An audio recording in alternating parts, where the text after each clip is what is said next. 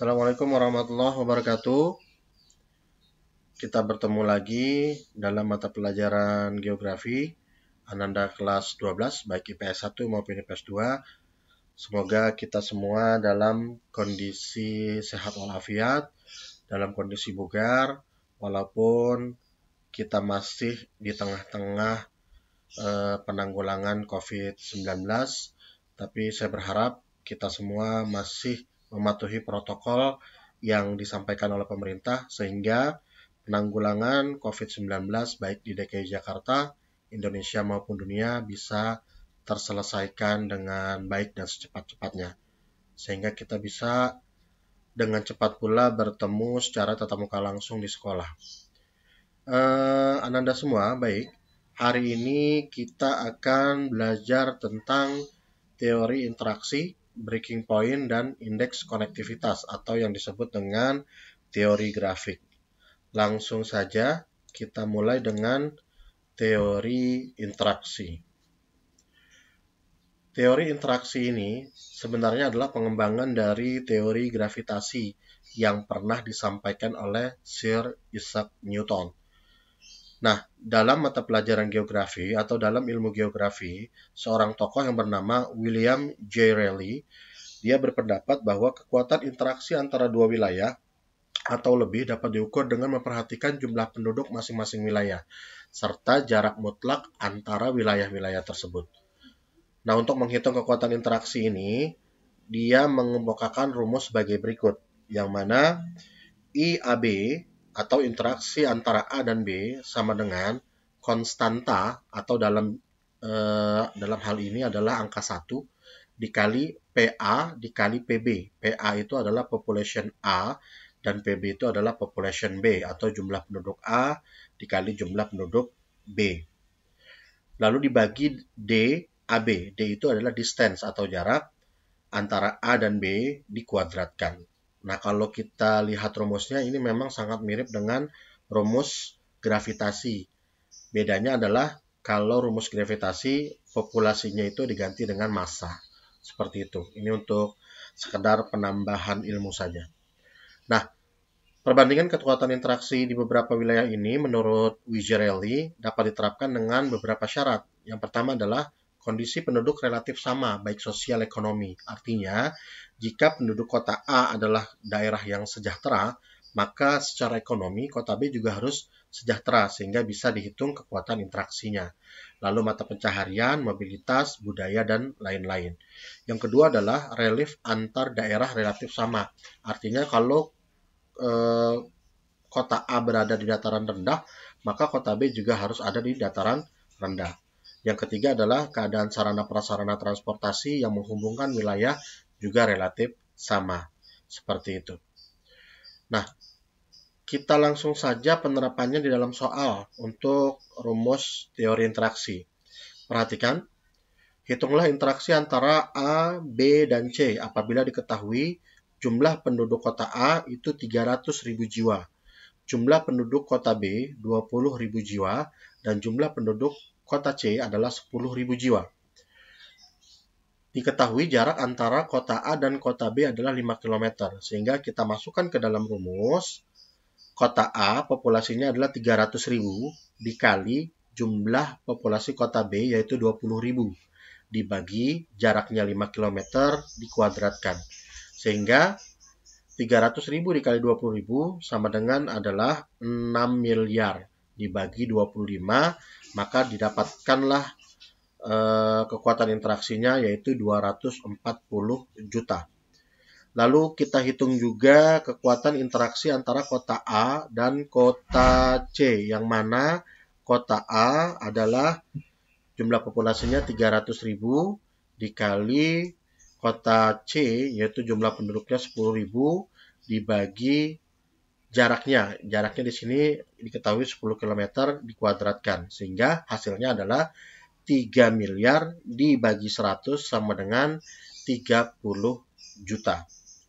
Sehingga kalau kita bandingkan interaksi antara kota A dan B dibandingkan dengan kota A dan C, maka didapatkanlah perbandingan itu adalah 240 juta berbanding 30 juta, atau kalau disederhanakan yaitu 24 berbanding 3.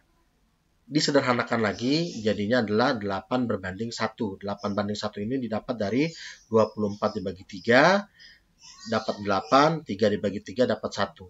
Nah, itu adalah contoh penerapan soal dalam rumus interaksi. Yang kedua adalah teori breaking point atau titik henti. Nah, ini juga dikembangkan oleh William J. Rayleigh.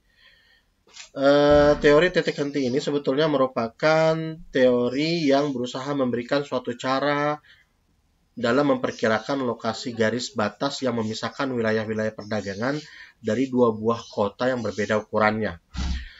Maksudnya seperti ini, jika di antara kedua kota akan dibangun sebuah fasilitas, nah kira-kira di kota mana? Ya, di kota mana fasilitas itu harus dibangun? Teori ini bisa dipakai, ada syaratnya sama dengan teori yang tadi, teori interaksi, yaitu satu, keadaan ekonomi penduduk relatif sama, yang kedua, topografinya wilayah datar, yang ketiga, sarana transportasi memadai, dan yang keempat adalah daya beli masyarakat itu juga sama. Oke, nah ini adalah rumus teori breaking point perkembangannya. DAB atau distancing A dan B, atau kita sebut saja breaking point, itu sama dengan distance A, B, jarak antara wilayah A dan B, dibagi 1, ditambah akar dari PA, population A, dibagi PB atau population B. Hati-hati untuk yang rumus pas akar ini, karena pengertian PA dibagi PB itu bukan populasi kota A dibagi populasi kota B, bukan, tetapi populasi kota yang penduduknya terbanyak dibagi populasi kota yang penduduknya sedikit. Jadi kalau dirumuskan secara kesatuan, jarak antara A dan B dibagi 1 ditambah akar dari penduduk kota yang lebih banyak dibagi jumlah penduduk di kota yang lebih sedikit. Nah, ini adalah penerapan dalam sebuah soal. Diketahui jarak kota A dan kota B adalah 40 km. Jumlah penduduk kota A 40.000 jiwa. Nah, kebetulan penduduk kota A-nya lebih banyak daripada kota B, ya, sehingga kota A-nya itu 40.000, itu di atas dari kota B, gitu ya. Kota B berjumlah 10.000 jiwa.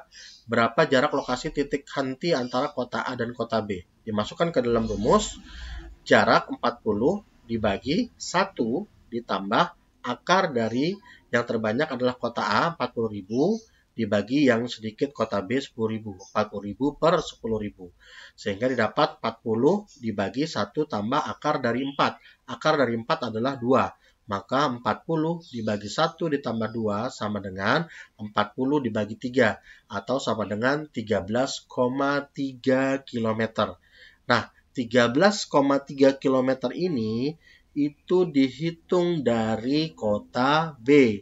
Secara teori dihitung dari kota yang jumlah penduduknya lebih sedikit. Kenapa dihitungnya dari kota yang lebih sedikit? Agar kemampuan kota A yang penduduknya lebih banyak dengan kemampuan kota B yang penduduknya masih sedikit itu bisa sama-sama menjangkau. Walaupun kekuatan interaksi, walaupun kekuatan transportasi, walaupun kekuatan transportasi antara kota A dan kota B tadi relatif sama, tapi secara logika, jika jumlah penduduk kota yang lebih banyak, maka transportasinya biasanya jauh lebih maju ketimbang kota B yang jumlah penduduknya sedikit. Sehingga diharapkan saat ditarik 13,3 km dari kota B, penduduk kota A bisa menjangkau, penduduk kota B juga bisa menjangkau. Berbeda dengan yang terjadi pada sekarang ini ya, kalau orang mau bangun rumah sakit, orang mau bangun pasar, biasanya dibangunnya di daerah-daerah yang dekat sama jumlah penduduknya banyak gitu ya. Padahal kalau kita mengikuti teori ini seharusnya dibangunnya di daerah-daerah yang jumlah penduduknya sedikit. Sehingga baik penduduk banyak sama penduduk sedikit bisa sama-sama menjangkau. Itu adalah contoh penerapan dari teori breaking point. Selanjutnya, kita beralih ke teori grafik atau teori indeks konektivitas. K.J. Kensky mengembangkan teori grafik dengan membandingkan jumlah kota atau daerah yang memiliki banyak rute jalan sebagai sarana penghubung kota-kota tersebut. Menurut Kensky, kekuatan interaksi ditentukan dengan indeks konektivitas. Semakin tinggi nilai indeks, maka semakin banyak jaringan jalan yang menghubungkan kota-kota atau wilayah yang sedang dikaji. Hal ini tentunya berpengaruh terhadap potensi pergerakan manusia, barang, dan jasa, karena prasarana jalan sangat memperlancar tingkat mobilitas antar wilayah. Untuk menghitung indeks konektivitas, perhatikan rumus yang di sebelah kanan ini.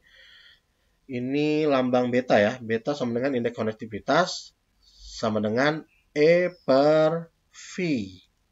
E itu mewakili jalan, V itu mewakili sebuah kota. Langsung saja kita masuk ke dalam penerapannya dalam soal. Perhatikan ini wilayah A, ini wilayah B.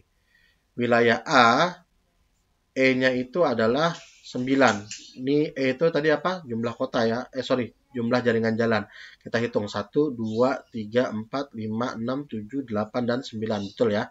Lalu V-nya adalah 6. V itu adalah kotanya. Jumlah kota 1, 2, 3, 4, 5, dan 6. Lalu kota B, jaringan jalannya ada 10. Kita hitung 1, 2, 3, 4, 5, 6, 7, 8, 9, 10. Lalu kotanya ada 7. 1, 2, 3, 4, 5, 6, 7. Kita masukkan langsung. Untuk kota A itu 9 per 6. Untuk kota B adalah 10 per 7. Kota A didapat hasilnya 1,5. Kota B adalah 1,4. Sehingga jika dibandingkan adalah kekuatan indeks konektivitas di kota A itu lebih bagus daripada di kota B gitu ya. Itu adalah contoh penerapan dari teori indeks konektivitas. Nah, baik Ananda semua kelas 12. Selanjutnya perhatikan soal berikut. Silakan Ananda kerjakan soal ini di kertas lembar, difoto lalu dikirimkan ke dalam grup pembelajaran kita. Ya, saya tunggu pengumpulan tugasnya. Hanya satu soal. Ya, saya tunggu pengumpulan tugasnya maksimal pukul 10.30 saat mata pelajaran geografi selesai.